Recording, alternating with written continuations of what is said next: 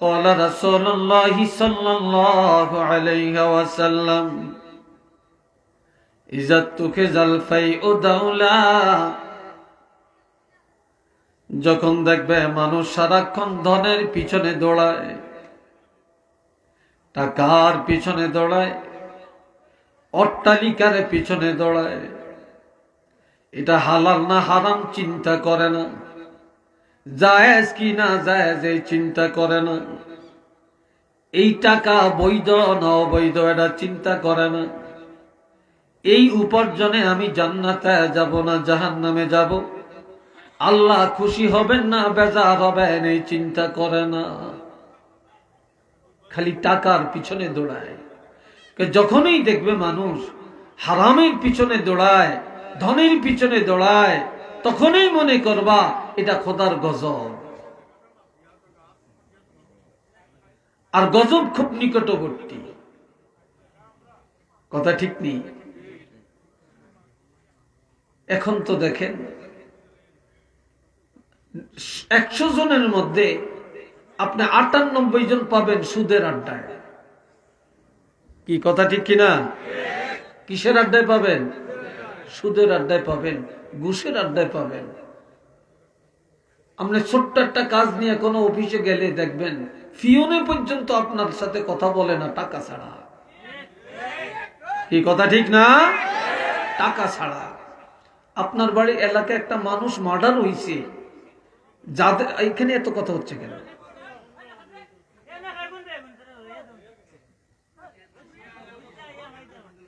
শুনেন, একটা মানুষ মারা গেছে, যাদের মানুষ মারা গেছে তারা বিপদে আছে না, তারা কষ্টে আছে না, শোকে আছে না। এখন এই লাশটা পুলিশে ধরবো তাও টাকা দিতে হয়, এই লাশটা নিব তাও টাকা দিতে হয়, পোস্টমর্টম করব তাও টাকা দিতে হয়। কথা ঠিক কিনা? তাও টাকা, থানারে টাকা না দিলে কোনোটি হয় না। তাইলে আপনারা বেটারা মানুষও হারাইলো, আবার আপনারা হাত পাইতে রয়েছেন, ভিক্ষার হাত পাইতে রয়েছেন ঘুষ খাওয়ার জন্য।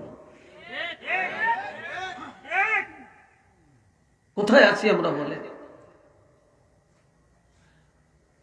আপনি একটা রোগী নিয়ে হসপিটালে গেছেন, সেখানে পর্যন্ত আপনি একটা সিট পাইতেছেন না, টাকা দিলে সিট আছে। কি ঠিক কিনা ভাই? টাকা দিলে সিট আছে। কোথায় আছেন বলে? যেখানে যাবেন মেম্বার কোন, চেয়ারম্যান কোন, চেয়ারম্যান অফিস কোন, ডিসি অফিস কোন, টিওনো অফিস কোন। এই জন্য আমি বলি এই দেশে গজব কেন? যেই দেশের ডাকাইতেরা যায় চোরের বিচার করতে, এই দেশে কোথার গজব এমনি আসবে। কি কথা ঠিক কিনা? একজনের টাকাতে করলো লাখ লাখ টাকা, হেতে ওই বড় হুজুর, হেতে ওই অফিসার, হেতেরে বেকে তেল মাখে, সারে আইসে সার সার কইয়া, আর হেই সারে বিচার করতে যায় চেয়ারম্যান, টিওনো, এমপি, মন্ত্রী, লাখ লাখ কোটি কোটি টাকা জনগণের মারিয়া খায়। আর কেউ যদি ফেডের দেয় মুরগা চুরি করে, এই মুরগা চুরির মোস্তাক দিয়ে ফিরতে যায়। বললে দুই একজনে করছে, হাজার হাজার মানুষকে আপনি কি কারণে ধ্বংস করলেন? আপনি কেন ধ্বংস করছেন? আল্লাহ তোমার এটা জবাব দিব। তুমি পাহাড়ে আসো, পাহাড়ে গেছে, পাথরে উঠো। পাথরে উঠছে, লাল পিঁপড়া আছে না, লাল পিঁপড়া খুব বিষাক্ত। এই লাল পিঁপড়া মুসা আলাইহিস সালামের পাই দিয়া উঠা দুই একটা কামড় শুরু করছে। এখন পিঁপড়া উঠছে অনেকগুলি, কামড় দিছে একটা দুইটায়, একবারে ডলা দিয়া চাপা দিয়া সব দিন মেরে ফেলছে। মুসা কয়, আল্লাহ তুমি না বলছ জবাব দিবা, তুমি এখনো জবাব দাও না কেন? কয়, মুসা তুমি যে পাথরে দাঁড়াইছিলা, লাল পিঁপড়া কামড় দিছে। কয়টা পিঁপড়া কামড় দিছে? দুই একটা। মারছ কয়টা? অন্ত মুসা কান সজাগ হয়ে গেছে, কইছে জবাব পাইয়া গেছি আল্লাহ। কামড় দিছে দুইটায়, তুমি মারছ কয়টা? এই দুনিয়াতে সবাই সুদ খায় না, সবাই ঘুষ খায় না, সবাই মিথ্যা বলে না, সব বেনমাজি না, সব দায়ুস না। কিন্তু এদের অন্যায়ের কারণে যারা নামাজি, যারা হালাল খায়, আর যারা ইমানদার, তারাও শাস্তি পাওয়া যায়। কথা ঠিক কিনা বলেন? তারাও শাস্তি পাওয়া যায়। জাতিরা, আপনারা তো বিপদে পড়লে হুজুর একটু দোয়া করিয়েন, আমরা স্টেজ থেকে নামলে মাথাটা গিয়ে তো হুজুর, কি কথা ঠিক কিনা? কথা ঠিক কিনা?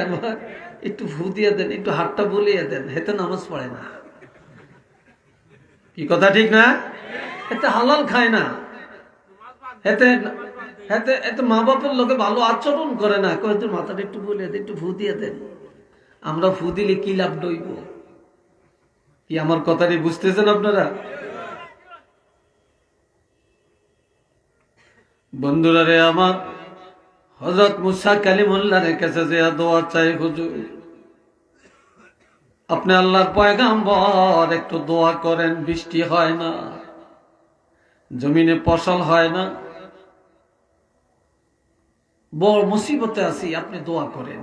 আপনি পয়গাম্বর, আপনি দোয়া করলে আল্লাহ কবুল করবেন। হযরত মুসা কালিমুল্লাহ দোয়া করেন, দোয়া কবুল হয় না। রহমতের বৃষ্টি আমার আল্লাহ পাঠান না। মুসা আল্লাহর কাছে বলে, আল্লাহ গো, তুমি কি কারণে আমার দোয়া কবুল করো না? মুসা নবী যখন জিজ্ঞাসা করলেন, আল্লাহ বলে, মুসা তোমার দোয়া কবুল হবে, তবে এলাকার মধ্যে যায় ভালো ভালো পরহেজগার দেখে দেখে 40 জন ইমানদার নিয়ে পাহাড়ে আসো। এই 40 জন নিয়ে যখন দোয়া করবা, তখনই আমি আল্লাহর দরবারে কবুল হয়ে যাবে। আরো আস্তে কর, আর একটু চিল্লিয়ে কর। এইবার এলাকায় যাইয়া আমার লান হুজুরের লান আমনু গেলাম সাইয়া সাইয়া, একবারে দেখে দেখে বেছে বেছে পরহেজগার তাকওয়াবান আল্লাহওয়ালা দেখা 40 জন নিয়ে পাহাড়ে গেছে। কয়জন? 40 জন পরহেজগার লোক নিয়ে। এই 40 জনের সহ আমার আল্লাহর দরবারে দোয়া করেন, এখনো দোয়া কবুল হয় না। নবীরা দোয়া করলে দোয়া কবুল হয়েছে কি হয় না আল্লাহর সাথে সাথে জানিয়ে দিতেন। আমার আল্লাহ বলে, মুসা তুমি পয়গম্বর, এটাও ঠিক, 40 জন নিয়ে পাহাড়ে আসো, এটাও ঠিক, মুনাজাত করেছো, এটাও ঠিক, তবে আমি দোয়া কবুল করতে পারি না একটা কারণে। কয় সেটা কি? কয় এই 40 জনের মধ্যে একটা মুনাফেক আছে। কয়টা মুনাফেক? জোরে কর না রে ভাই। কুলাউলা বুঝলে কোনো মুনাফেক নাই, কি আছে? হ্যাঁ, একটা মুনাফেক এই 40 জনের মধ্যে। এই একটা মুনাফিকের কারণে তুমি পয়গম্বরের দোয়া আমি আল্লাহর কাছে কবুল হইতেছে না। একটু নাউজুবিল্লাহ জোরে কর না। কয়টা মুনাফিক? একটা মুনাফিক। দুনিয়াতে এই মোমেন চিনা যায় তার চরিত্রের মাধ্যমে, মুসলমান চিনা যায় তার মুসলমানি আচরণের মাধ্যমে, মুশরিক চিনা যায় শিরকের মাধ্যমে, কাফের চিনা যায় কুফরির মাধ্যমে, কিন্তু মুনাফিক চিনা যায় না। মুনাফিক চিনা যায় না। এই একটা মুনাফিক থাকার কারণে দোয়া কবুল হয় না। মুসা নবী গো, মুনাফিকটাকে সরিয়ে দাও, দোয়া কবুল হয়ে যাবে। হযরত মুসা নবী কয়, এই মুনাফিককে যা, তোর লাই দোয়া কবুল হয় না, এলাকায় রহমতের বৃষ্টি হয় না, আমি পয়গম্বর, আমার মুনাজাত পর্যন্ত কবুল হইতেছে না। আচ্ছা মুনাফিক এই সময় যাইব? জোরে কোন যাইব নি? এতে দাঁড়াইলেই তো ধরা খাই যাইব। ফিটা কোনার মাড়িত পড়ত না, তুলা বানিয়ে লেব ফিডিয়া। কথা ঠিক কিনা? হ্যাঁ, এটা দাঁড়ায়ও না, যায়ও না। এখন মুনাফিক চিনা গেছে নি? চিনা যায় না। আল্লাহ কি বলছে? একটা মুনাফিক। এখন 40 জনে চিন্তায় পড়ে গেছে, আল্লাহ কারে মুনাফিক বলছে? কে জানি আমরা আল্লাহর কাছে মুনাফিক। আমিও বলি মনে হয় আমি আল্লাহর কাছে পাপী, উনিও বলেন মনে হয় আমি আল্লাহর কাছে পাপী। আপনিও বলেন মনে হয় আমি আল্লাহর কাছে পাপী। এইভাবে 40 জন সব সেজদায় পড়ে পাহাড়ের মধ্যে কান্দে আর তওবা করে, আল্লাহ তোমার দরবারে আমি হয়তো পাপী, আমার পাপের কারণে জাতি কষ্ট পায় রে আল্লাহ, তুমি আমাকে মাফ করে দাও। এইভাবে 40 জন সেজদায় যায় যখন তওবা শুরু করে, নিজের অপরাধ স্বীকার করে, আল্লাহর কাছে কান্নাকাটি করে। এই সাথে যে লোকটা মুনাফিক তারও তওবা হয়ে গেছে। আমার আল্লাহ ডাক দিয়া কয়, মুসা মাথা উঠাও, মাথা উঠাও, বাড়ি ঘরে চলে যাও। একটা মুনাফিকের কথা জানিয়ে দিয়া এই 40 জনের আমি আল্লাহ এমন তওবা করাইলাম, এই সাথে মুনাফিক তারও তওবা হয়ে গেছে। আমি আল্লাহর দরবারে তোমাদের মুনাজাত কবুল হয়ে যাবে।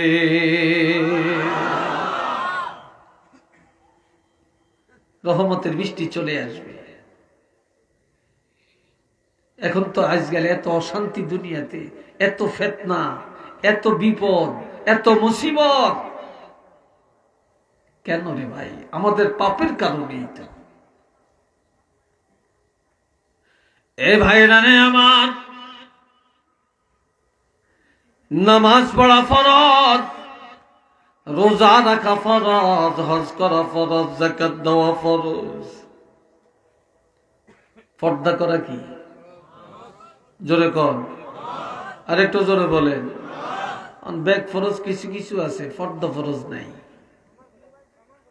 ঠিক কিনা? পর্দা আছে মাশাআল্লাহ, ঘরের জানালা তো আছে, দরজা তো আছে, কথা ঠিক কিনা? খুব হাই ফাই কাপড়ের পর্দা। হাকিকত পর্দা কি আছে নাকি? আছে?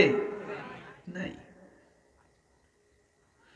আর দুনিয়াতে ছেলেরা এত খারাপ কেন? যুবকরা মুরব্বী মানে না কেন?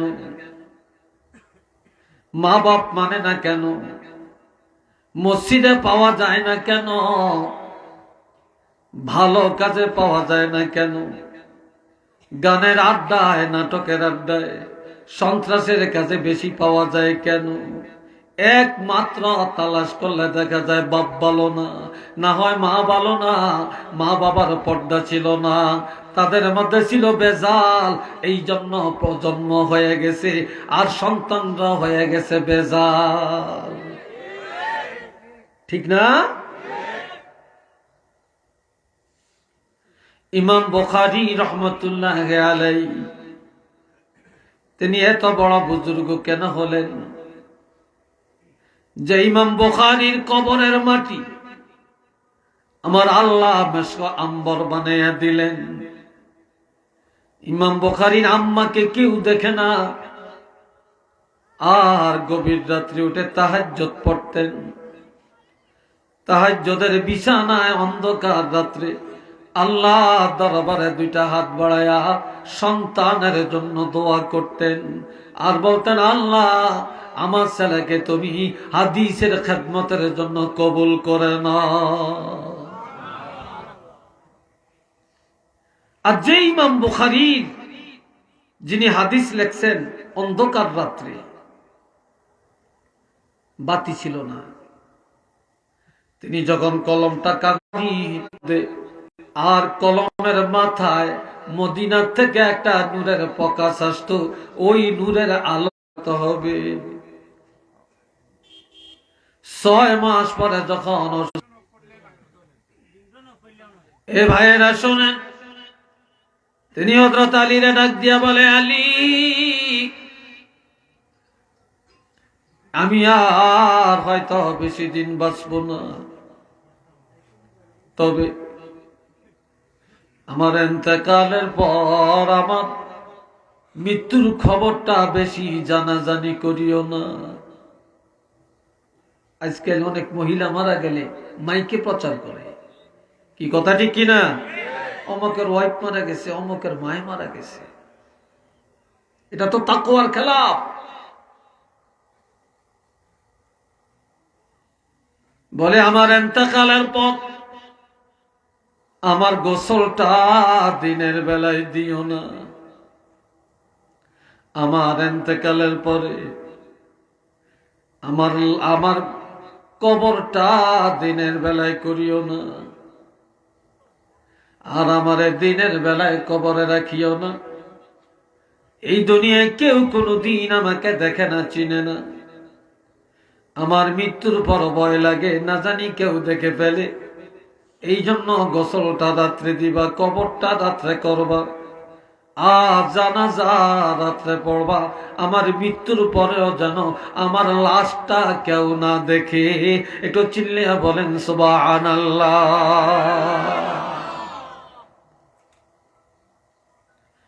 সব ওসিয়ত পুরা হয়ে গেল। খাতুনে জান্নাতের ইন্তেকালের পরে জান্নাতুল বাকিতে যখন লাশ নিয়ে যায় গভীর রাত্রে, আল্লাহর হুকুমে আরো 6টা মহিলার লাশ একই রাত্রে চলে আসছে। আরো 6 জন মহিলা মারা গেছে। একই রাত্রে জান্নাতুল বাকিতে মাটি দেওয়ার জন্য লাশ নিয়ে আসছে। একই রাত্রে 7টা কবর হয়েছে। কয়টা কবর? এই জন্য আপন জনেরা জানেন খাতুনে জান্নাতের কবর কোনটা, কিন্তু বেগানা পুরুষ যারা কেউ বলতে পারবে না এই 7টা কবরের মধ্যে কোন কবরটা ফাতেমার কবর, কোন কবরটা। তবে পরিচয় কিভাবে পাওয়া গেল? একটা একটা করে কবরের কাছে যায়, কিন্তু কোনো গ্রাম নাই, কোনো সিমটম নাই। খাতুনে জান্নাতের কবরের কাছে যে যখন দাঁড়ায়, তখন কবরের মাটি থেকে মেশক আম্বরের গ্রান বা সুবাস শুরু হয়ে যায়। এই সুবাস দেখিয়া মানুষ সিদ্ধান্ত নেন এটাই ফাতেমার কবর। একটু চিল্লে বলেন না সুবহানাল্লাহ।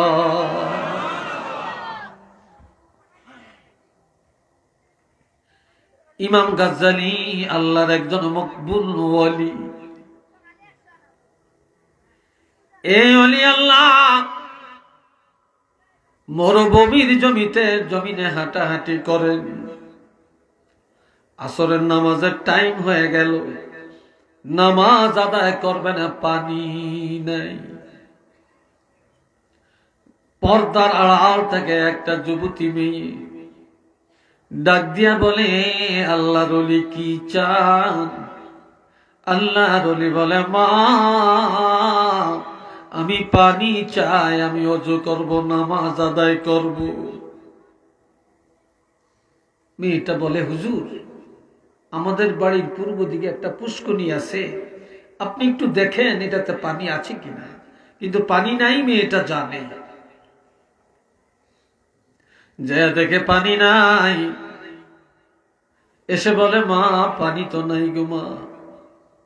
বলে, আল্লাহর ওলি ইমাম গাজ্জালী যেখানে আছেন সেখানেই থাকেন, দাঁড়ান, পানি পাবেন।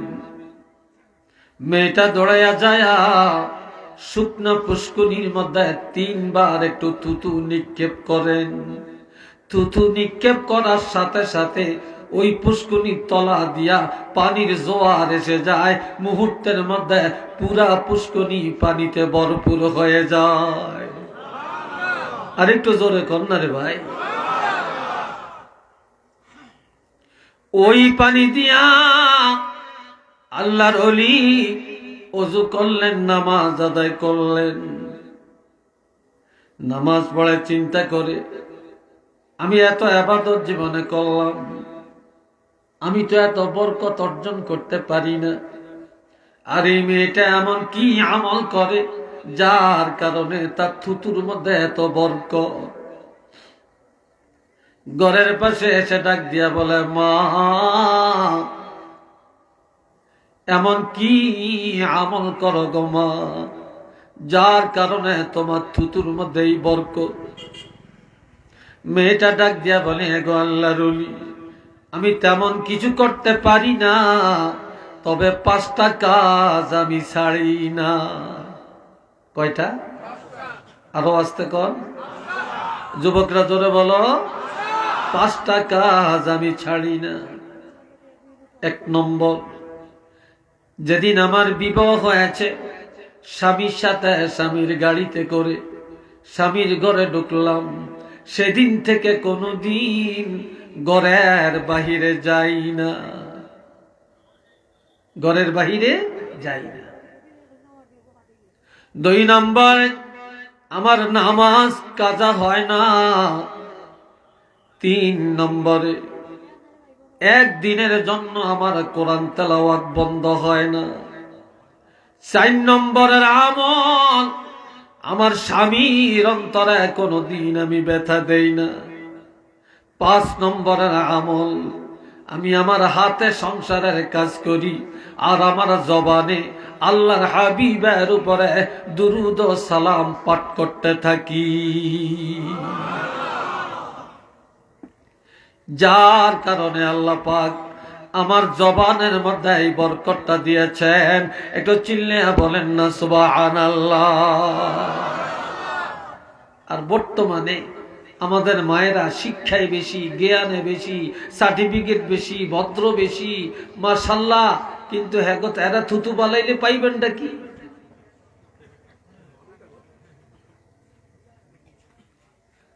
আল্লাহ মোহাব্বতে পড়েন সাল্লাল্লাহ, জোরে জোরে, মুহাম্মদ সাল্লাল্লাহু আলাইহি ওয়াসাল্লাম, মুহাম্মদ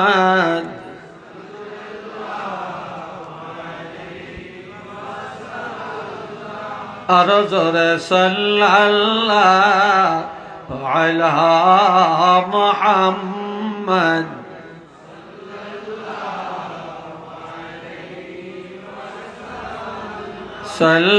সাল্লাল্লাহু আলা মুহাম্মদ।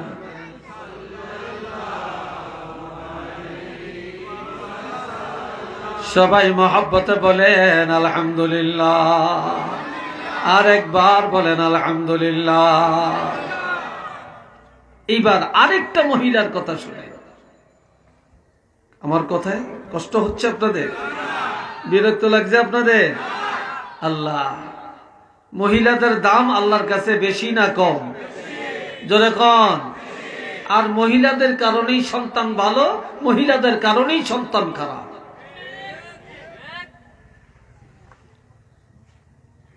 এই বাবাজিরা রে আমার, আমিরুল মুমিনিন হযরত ওমর ফারুক রাদিয়াল্লাহু যখন খলিফা হলেন, তিনি খলিফা হয়া রাস্তায় রাস্তায় অন্ধকার রাত্রে হাঁটাহাঁটি করেন আর ঘুরিয়া ঘুরিয়া দেখেন তার দেশের কোন মানুষ সুখে আছে আর কারা আছে দুঃখে। কে সুখে কে দুঃখে ঘুরে ঘুরে তালাশ করে দেখতেছে। গভীর রাত্রে অনেক দূরে নজর করে দেখে একটা আলো দেখা যায়। কি দেখা যায়? চিল্লিয়া বলেন, আলো দেখা যায়। হযরত ওমর ফারুক ভাবলেন এই ঘরের মানুষ মনে হয় কোনো বিপদে আছে, এই জন্য টুক টুক টুক টুক করে হেঁটে হেঁটে গেলেন। জয়া দেখলেন, ঘরের পাশে দাঁড়ালেন, একটা বুড়ি তার একটা যুবতী মেয়েকে ঘুম থেকে জাগায়। ঘুম থেকে জাগে আমায়, এ মেয়ে ওঠো। মেয়েটা ঘুম থেকে উঠে বলে, মা, গভীর রাত, কি কারণে ঘুম থেকে উঠালেন? কোনো ওযুর পানি দেওয়া লাগবে? কয় না। কোনো খেদমত করা লাগবে? কয় না। কি কি জন্য জাগাইলেন? এখন মা বলতেছে মেয়েটাকে, এ মা, গভীর রাত আমাদের কতগুলো বকরি, বকরি চিনেন তো আপনারা? ছাগল। আমাদের এই বকরির দুধ দহন করব, আমি একা একা পারবো না, তুমি আমার সাথে সহযোগিতা করবা। তো যুবতী মেয়েটা বলে, মা, এত গভীর রাত্রে কেন? সকালেই তো পারবেন। কয় না, রাত্রে এটা করে ফেলবো। আজকে দিনের বেলায় বকরিকে ভালো খানা দিতে পারি না, ভালো খাবার খাওয়াতে পারি না, যার কারণে আজকে দুধ কম হতে পারে। এই কম দুধ নিয়ে বাজারে বিক্রি করলে আমাদের সংসার চলবে না, চাল ডাল কিনতে পারবো না। তবে অন্ধকার রাত্রে দুধ দোহায়া, এই দুধের মধ্যে আমরা অন্ধকারে কিছু পানি মিশায়া এই দুধটা বাড়াইয়া নিয়া কুলাউলা বাজারে নিয়ে বিক্রি করলে বেশি টাকা পাবো, আমাদের সংসারের চাহিদা মিটে যাবে। মেয়েটা বলে, মা এটা রাত্রে কেন করবেন, এটা দিনে করলে হয় না? কয়, তুমি জানো না এটা যে হযরত ওমরের রাষ্ট্র, হযরত ওমর রাষ্ট্রপ্রধান, দিনে করলে কেউ যদি দেখে ফেলে আর হযরত ওমর যদি জেনে যায় তাহলে কঠিন বিচার হবে, আদালতের কাঠগড়ায় দাঁড়ান লাগবে। এই জন্য কেউ যেন না জানে না দেখে, এই জন্য রাত্রি বেলায় কাজটা করে ফেলবো। চিল্লে বলেন নাউযুবিল্লাহ, আরো জোরে কর, রাত্রি কাজটা করে ফেল। এখন মেয়েটা কয়, মা রাত্রে করবেন, দুনিয়ার কেউ জানলো না, দেখলো না, শুনলো না।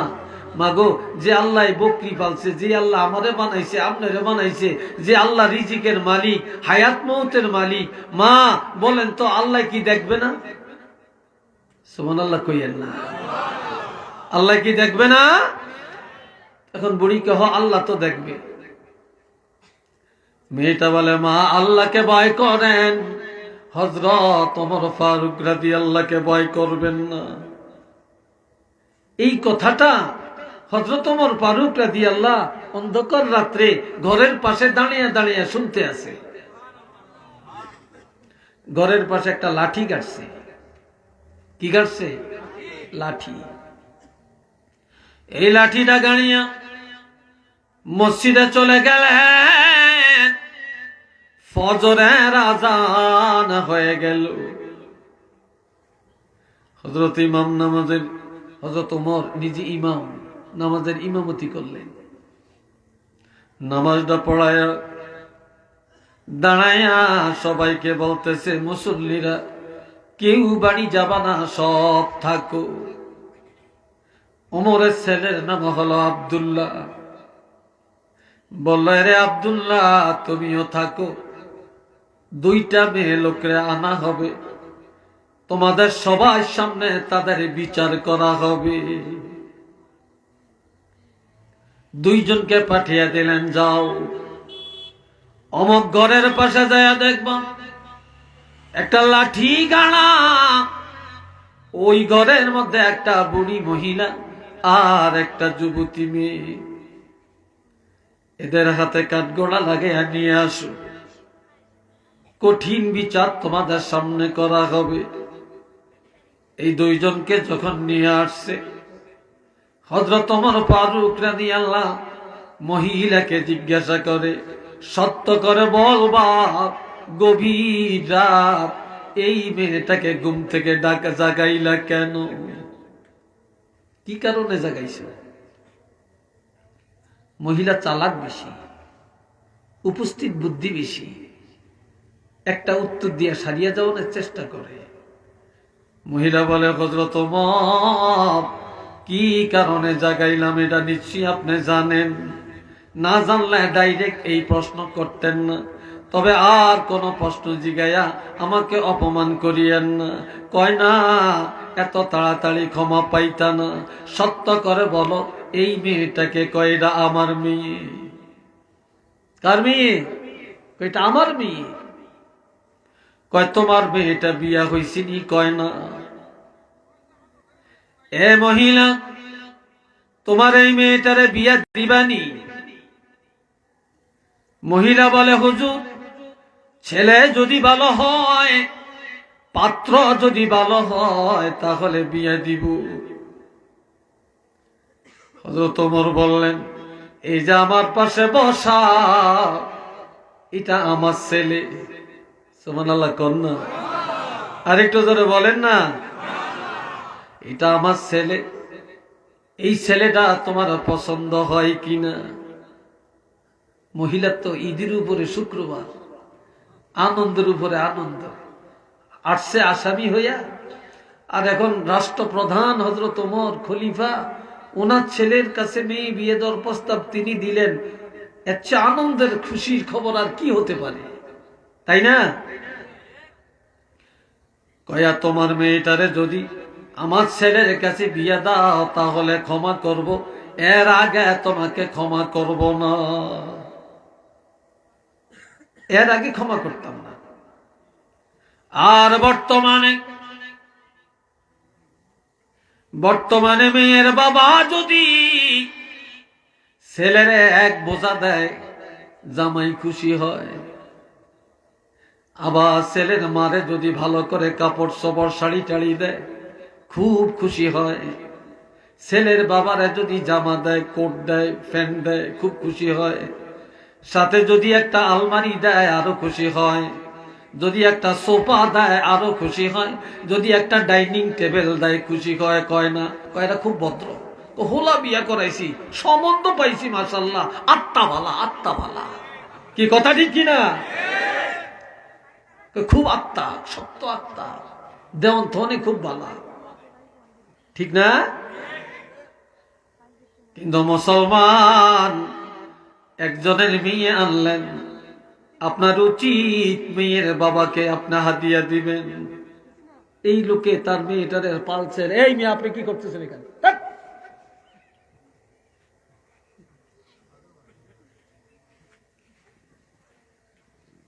আল্লাহ,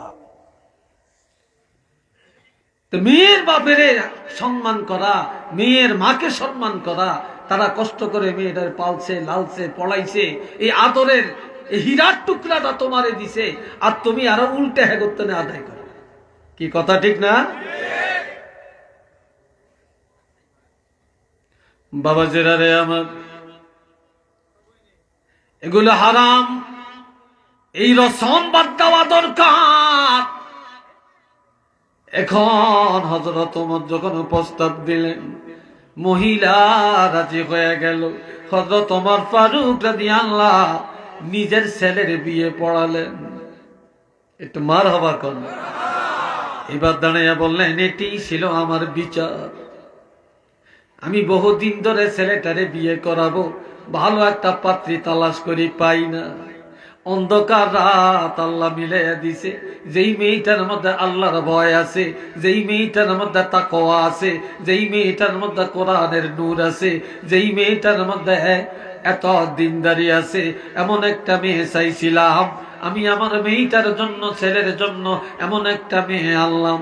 আমি ধনীর মেয়ে চাই না, চেয়ারম্যানের মেয়ে চাই না, আমি লন্ডনের মাইয়া চাই না, আমি অফিসারের মাইয়া চাই না, ইঞ্জিনিয়ার ডাক্তারের মাইয়া চাই না, আমি নেতা সাহেবের মেয়ে চাই না, আমি দেখেছি একটা দিনদার মেয়ে। তবে আমার আশা, আমার এই বউ এত দিনদার ছেলের বউ, এই দিনদারির কারণে তার সন্তান দিনদার হবে এবং তার সন্তান ওলি আল্লাহ হবে। কিন্তু শেষ পর্যন্ত দেখা গেল এই মহিলার গর্ভে হযরত আব্দুল্লাহর নসল থেকে এমন সন্তান আল্লাহ দুনিয়াতে পাঠান। হাজার হাজার আউলিয়া কেরাম, মুহাদ্দিসিনে কেরাম, মুফাসসিরিনে কেরাম এই বংশ থেকে আসছে। হযরত শাহজালাল ওলিদের সম্রাট সিলেটের জমিনে শুয়ে আছেন। হযরত শাহজালাল ইয়ামানি রহমাতুল্লাহি আলাইহি, তো ওনার সাজরা তালাশ করলে দেখা যায় তিনিও ওই আব্দুল্লাহর বংশ থেকে আসছে। চিল্লিয়ে বলেন আল্লাহু আকবার, আরেকবার বলেন আলহামদুলিল্লাহ। মা ভালো, সব ভালো, ঠিক না? মা ভালো, সব ভালো, সব ভালো। দুইটা কারণে এখন সন্তান ভালো হয় না। কয়টা কারণ? এক নম্বরে, যে বাবা সন্তান জন্ম দেয় ওই বাবা খায় হারাম। এই কথা ঠিক কিনা? বাবাই খায় হারাম, বাবা সুদের টাকা খায়, ঘুষ খায়, পরের হক খায়, জুলুম করিয়া খায়, যৌতুক খায়। কথা ঠিক কিনা? এই হারাম খায়া হারামের রক্ত মাংস দিয়া সন্তান জন্ম দেয়, ঠিক নি? রক্ত মাংস থেকেই নাপাক পানি, রক্ত মাংস থেকেই বীর্য। তো এটা রক্ত মাংস থেকে আসছে না, হারাম খানা থেকে আসছে না। আর যেই মার গর্ভের সন্তান, ওই মা হলো দায়ুস। মা এক দলে যায় কুলাউড়া, আর এক দলে যায় বিয়ানীবাজার, আর এক দলে যায় সিলেট, আর এক দৌড় যায় ঢাকা, আর একবার যায় লন্ডন, আর একবার দৌড়ায় ফ্রান্স, আর একবার আমেরিকা, আর একবার এই বাড়ি, আর একবার ওই বাড়ি। আবার বিবাহের দাওয়াত পাইলে তা সেন্টারে যায় আগের থেকেই শুইয়া থাকে। কি কথা ঠিক না? সেন্টার বুঝেননি? এটা কি? Community centre. হায় হায় হায়, মেয়ে লোকের আড্ডাখানা। আবার কমিউনিটি সেন্টারে বিয়ে না হইলে ভদ্রতা পেলে হয় না। কি কথা ঠিক না? ভদ্রতা পেলে হয় না। একটু নাউজুবিল্লাহ বলেন না রে ভাই। অথচ আমার আল্লাহ বলছেন, وَقَرْنَ فِي بُيُوتِكُنَّ وَلَا تَبَرَّجْنَ تَبَرُّجَ الْجَاهِلِيَّةِ الْأُولَى وَأَقِمْنَا الصَّلَاةَ وَآتِينَا الزَّكَاةَ وَأَطِعْنَا اللَّهَ وَرَسُولَهُ। শুনিনি সবাই আমার কথা? শুনেন? মেয়ে লোকে শুনিনি, আল্লাহ জানে। হ্যাঁ, তবে মেয়ে লোকে শুনতে পারবো যদি একা একা থাকে। পুরুষ 2জন 3জন এক জায়গায় বসে ওয়াজ শুনতে পারে। মেয়ে লোক 2জন এক জায়গায় থাকলে মাশাআল্লাহ মাশাআল্লাহ, খই হুডে যেরকম এত আরো ঘন হুডে এখন বুকের কথা। কি ভাই কথা ঠিক কিনা? হ্যাঁ, তো আমনগর দেশের মেয়ে লোকের দোষ নাই, এরা ভালো। হ্যাঁ, এরা অনেক ভালো। আল্লাহ আল্লাহ করে হেদায়েত করো কোন আমি। আর একটু জোরে কন্যা আল্লাহুম্মা আমিন। আমার আল্লাহ বলছেন, মহিলারা তোমরা ঘরের মধ্যে থাকো, পর্দার মধ্যে থাকো। ঠিক নেই? আড়ালে থাকো। ওয়ালা তাবাররাজনা, ঘরের বাইরে, পর্দার বাইরে, আড়ালের বাইরে যায়ও না, যায়ও না। তবে যাওয়া আমি আল্লাহ নিষেধ করি না, যাইতে পারবা। তাবাররুজাল জাহিলিয়াতিল উলা, তোমরা জাহিলি যুগের মেয়েদের মতো, বর্বর যুগের মেয়েদের মতো, ইহুদি নাসারার মতো তোমরা রাস্তাঘাটে চলাচল করিও না। যদি যেতে হয় তাহলে ইমানদার মুসলমানি রূপ রং নিয়ে যাইতে আমি আল্লাহ বাধা দেই না। ঘরে থাকিয়া কি করবা? ওয়া আকিমনাস সালাতা, নামাজ কায়েম করবা। ওয়া আতিনাজ যাকাতা, যাকাতের উপযুক্ত হলে বছরে একবার যাকাত দিবা। ওয়া আতিনাল্লাহ, আল্লাহর বিধানগুলো মেনে চলবা। ওয়া রাসূলা, রাসূলের তরিকায় আল্লাহর আইন মেনে চলবা। আর তোমরা কে কি করো, আল্লাহু ইয়ালামু, আল্লাহ ভালো করে জানেন। তোমরা কে কি করো, গোপনে কি করো, প্রকাশ্যে কি করো, তোমাদের কার্যবলী সব আমার আল্লাহর জানা আছে। একটু চিল্লে বলুন না সুবহানাল্লাহ। এই জন্য আমার ভাই, আল্লাহ আমার আল্লাহ বলেন, আমি দুনিয়ার মানুষকে ওসিয়ত করলাম। কি করলাম? ওয়াসাইনাল ইনসানা, আমি আল্লাহ ওসিয়ত করলাম। কি ওসিয়ত? ওসিয়ত মানে আল্লাহর পক্ষ থেকে ওসিয়ত, এটা আল্লাহর একটা বিশেষ অর্ডার। তারা যেন তাদের পিতা মাতার সাথে সদ আচরণ করে, সুন্দর ব্যবহার করে। বিশেষ করিয়া ছেলেরা মেয়েরা যেন মার সাথে সদ আচরণ করে। কেননা হামালাতুহু উম্মুহু কুরহা, মা কষ্টের পরে কষ্ট স্বীকার করিয়া, যন্ত্রণা ভোগ করিয়া এই সন্তানের 9 মাস 10 মাস গর্ভে বহন করে রাখছে। আমি আপনি যখন মায়ের গর্ভে ছিলাম তখন মা ঋতুস্রাব আল্লাহ বন্ধ করে দিলেন।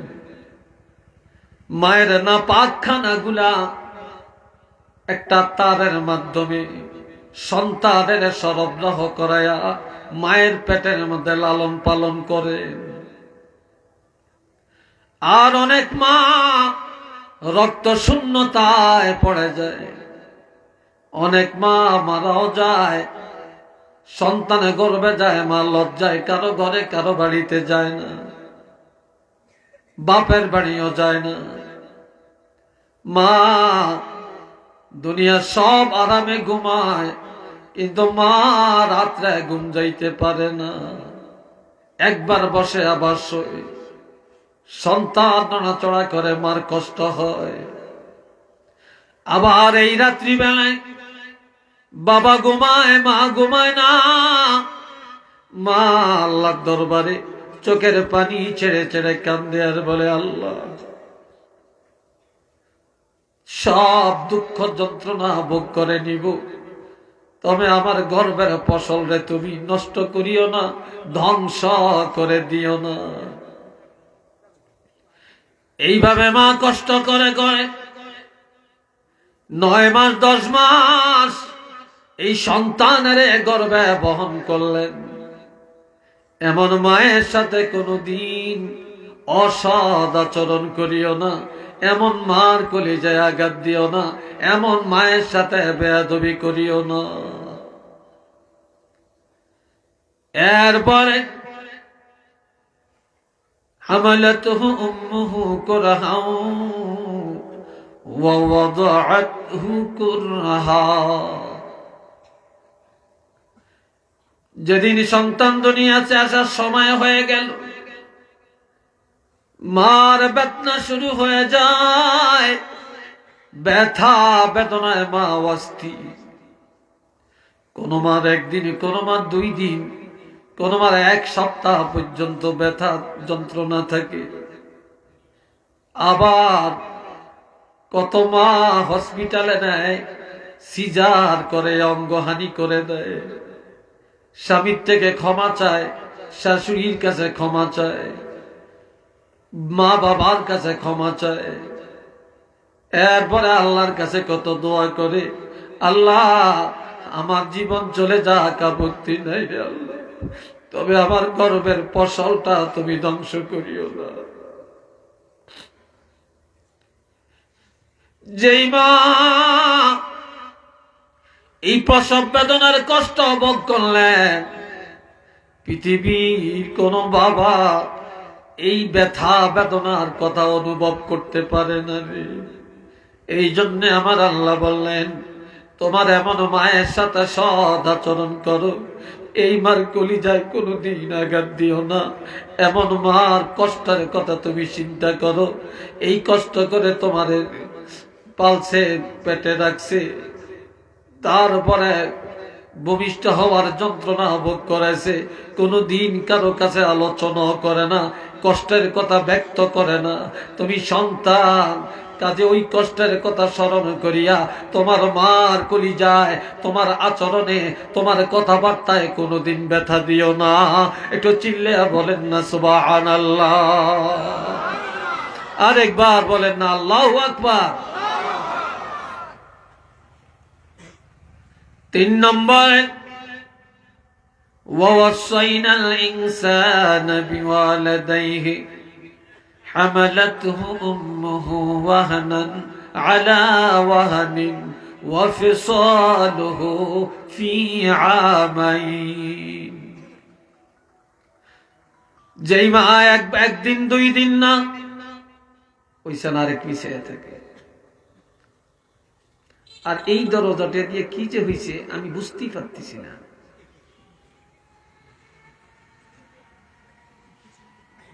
আবার হাসেন আপনারা, হাসেন আপনারা, এত উলাল আপনাদের অন্তরে।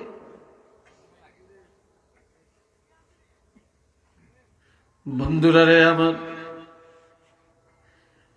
পৃথিবীর কোন বাবা সন্তানের এক ফোঁটা দুধ কোনোদিন পান করাতে পারে না। পাচ্ছে? জোরে বলেন পাচ্ছে? পারে নাই। এই মায়ের বুকের মধ্যে আমার আল্লাহ সন্তান দুনিয়াতে আসার 6 মাস আগ থেকেই এই সন্তানের খাবারের আয়োজন করছে। আল্লাহ জানে সন্তানের দুনিয়াতে আসলে ভাত খেতে পারবে না, মাছ খেতে পারবে না, গাভীর দুধ খেতে পারবে না, মিষ্টি খেতে পারবে না, চকলেট খেতে পারবে না, তারা দুনিয়ার কোনো খানা খেতে পারবে না।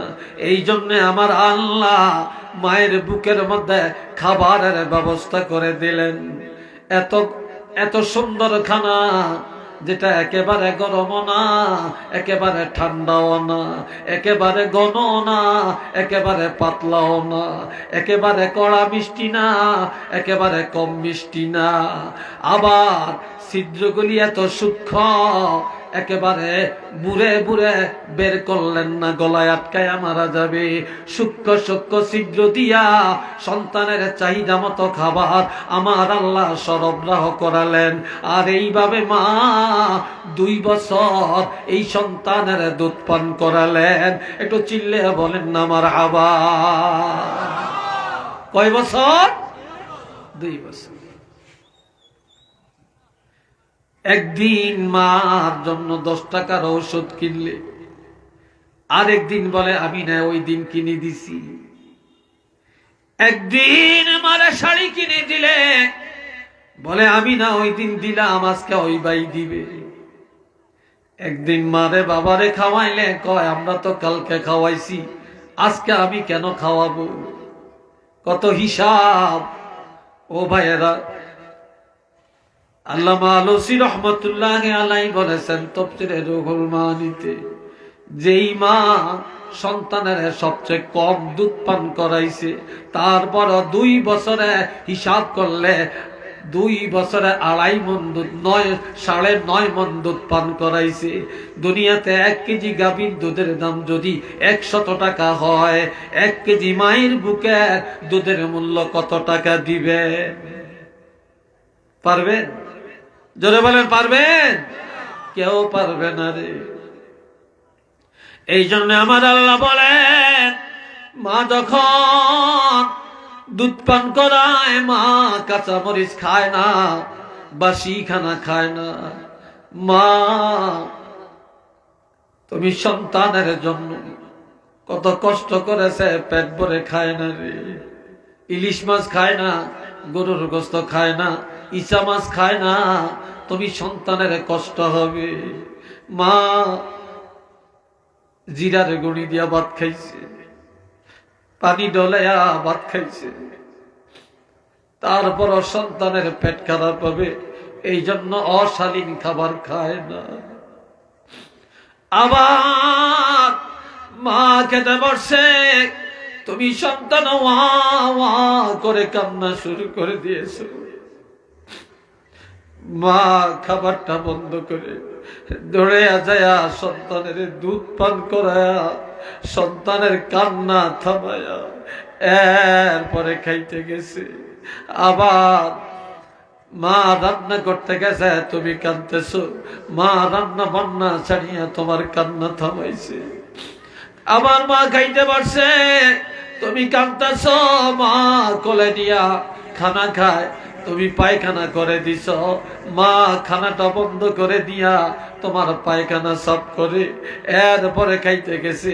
মার খানার চাহিদা মিটে গেছে, পেট ভরে খাইতে পারে না, তারপরেও তুমি সন্তানের গলা টিপ দিয়া মেরে ফেলে না, তোমাকে আসার দেয় না, তোমাকে কোনোদিন আঘাত দেয় না। এরপর মা তুমি সন্তানের বুকে জড়াইয়া রাখছে।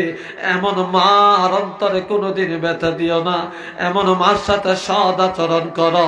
একটু চিল্লে বলেন না সুবহানাল্লাহ। আরেকটু জোরে কন।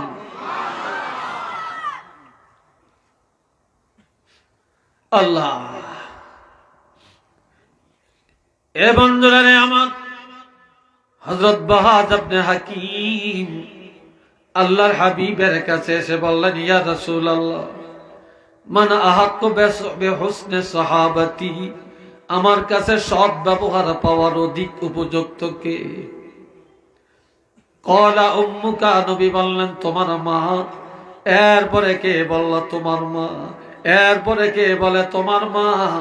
এরপরে কে বলে তোমার বাবা। এরপরে কে বলে তোমার পাড়া প্রতিবেশী, তোমার আত্মীয় স্বজন।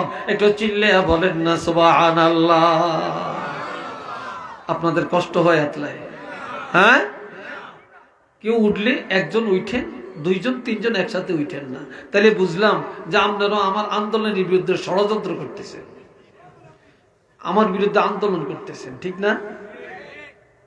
এটা কেন করবে? আর এই বাচ্চাগুলি এরা তো হাঁটাহাঁটি কেন? আল্লাহ এরপরে বাবার কথা বলল কেন? এই বাবা, এই সন্তান তোমার মুখ দেখিয়া বাবার আরামের কথা বলে যায়। তুমি সন্তানের জন্য বাবা বাড়িটা করলো, তুমি সন্তানের জন্য ঘর করলো, তুমি সন্তানের জন্য ব্যবসা চললো, তুমি সন্তানের জন্য জায়গা জমিন চললো, তুমি সন্তানের জন্য লন্ডনে যায় রইল, তুমি সন্তানের জন্য বিদেশ পড়ে রইল, আর টাকা কামাই করে পাঠাইলো। এই বাবা কষ্ট করে লালন পালন করলেন, এই বাবা কাঁধে করে ডাক্তারের কাছে নিয়ে যায়, বাবা তোমাদেরকে চালায়, বাবা আরামের চিন্তা করে না, ভালো পোশাকের চিন্তা করে না, ভালো খাবারের চিন্তা করে না। সন্তানেরা আরামে থাকলে, সন্তান খায়া দেয়া থাকলে, সন্তান সুন্দর জামা কাপড় ব্যবহার করলে, সন্তান ভালো খাওয়া দাওয়া করলে বাবার আত্মতৃপ্তি হয়ে যায়। এই জন্য বাবা সব আরাম ত্যাগ করে সন্তানের আরামের চিন্তায় সারাটা জীবন দৌড়াইছে দৌড়াইছে। কত আগুনে শুকাইছে, কত বৃষ্টিতে ভিজছে, কত পানিতে ডুবাইছে, কত ইটের বাটায় কাজ করছে, কত রিক্সা চালাইছে, হায় হায় কত মানুষের জমিনে কাজ করেছে, কত কষ্ট করেছে। তুমি সন্তানের জন্য এমন বাবার কলিজায় কোনো দিন আঘাত দিও না, এমন বাবার সাথে সদ আচরণ করো। একটু চিল্লে বলেন সুবহানাল্লাহ। আরো জোরে কর।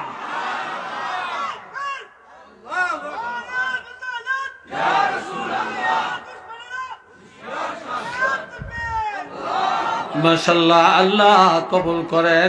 একটু চিল্লে আর সবাই বলেন আমিন। আর একটু জোরে কর।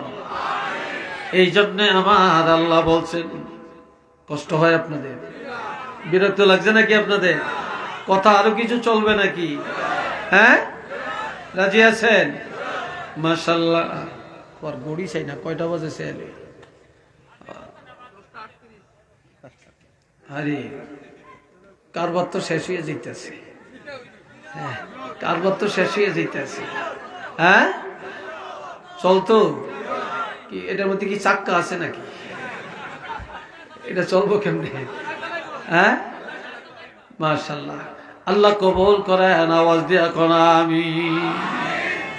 ওয়াকাদা রাব্বুকা আল্লা তা'বুদু ইল্লা ইয়্যাহু ওয়া বিল ওয়ালিদাইনি ইহসানা।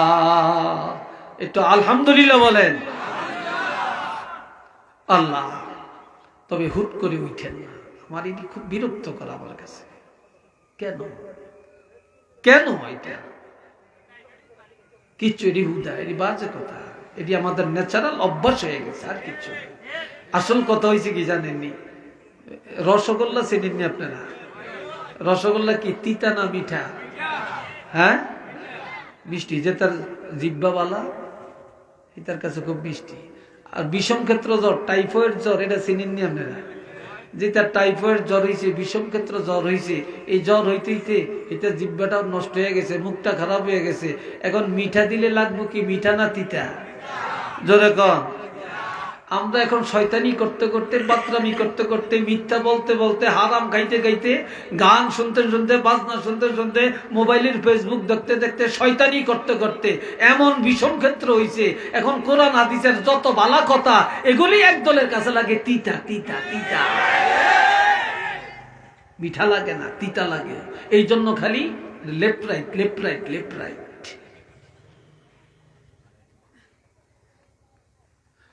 বাবাজিরা রে আমার, আল্লাহ বলছেন ওয়াকাদা রাব্বুকা আল্লা তা'বুদু ইল্লা ইয়্যা। আল্লাহ নবীকে বললেন, হাবিব, আপনার বাবা রব্বুল আলামিন নির্দেশ দিয়েছেন, অর্ডার দিয়েছেন, যে দুনিয়ার মানুষ সাবধান, আমি আল্লাহর ইবাদত ছাড়া আর কাহারও ইবাদত করিও না। আমরা ইবাদত করব কার? নামাজ পড়ব কার জন্য? সেজদা দিব কাকে?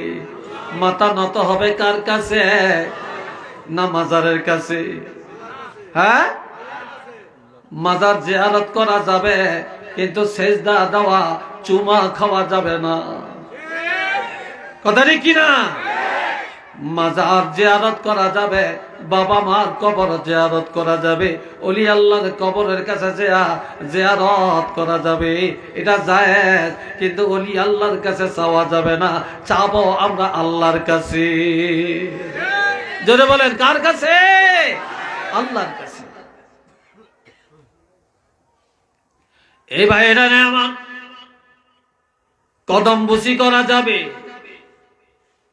কদম বুসি করা যাবে, কদম বুসি করা যাবে, তবে মাথা নয়া সেজদার মতো সুরুত করা যাবে না। কথা বুঝে আসছে কিনা? সেজদার মতো সুরুত করা যাবে না। আর মনে রাখবেন, যেই জিনিস দেখা যায় তার কাছে মাথা নত করা শিরক।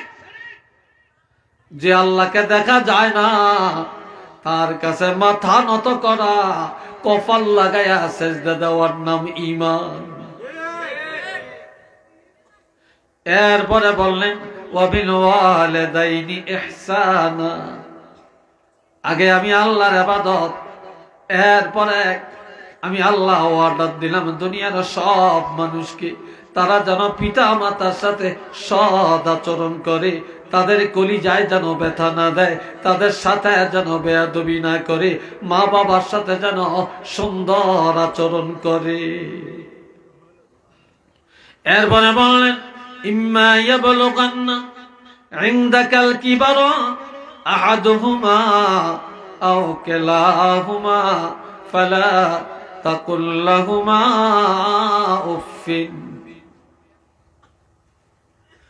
যখন পিতামাতা দুইজন অথবা দুইজনের একজনকে বৃদ্ধকালে পেয়ে যাবে, এই সময় পিতামাতার সাথে এমন আচরণ করা যাবে না যে আচরণে তারা মনে কষ্ট পাবে, বলবে, আহ বলবে, আফসোস করবে। কারো বাপ নাই মা আছে, কারো মা নাই বাবা আছে, অথবা কারো মাও আছেন বাবাও আছেন। কথা ঠিক কিনা? মাও আছেন বাবাও আছেন, দুইজনেই বুড়া।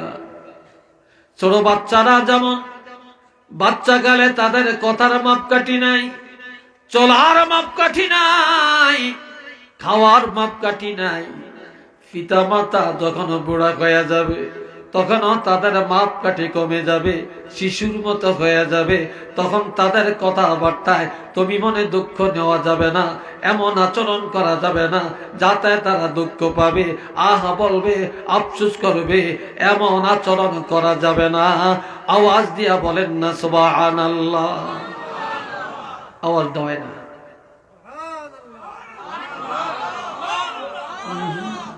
হিন্দা কয় কিছু, হিন্দা কয় কিছু, এটা একসাথে বলেন সুবহানাল্লাহ, আর একবার বলেন আলহামদুলিল্লাহ। আর কি করবা? ওয়াকুল লাহুম ওয়ালা তানহারহুমা। আজকাল অনেক ছেলেরা মারে দমকায়, বাবারে ধমক দেয়, চোখ রাঙ্গিয়া কথা বলে, ঠিক কিনা? আবার লাঠি লইয়া দৌড়ায়, আবার বেগমের কথার দাম দেয়, মায়ের কথার দাম নাই, বাবার কথার মূল্য নাই। কথা ঠিক না? আবার বেগমের সাথে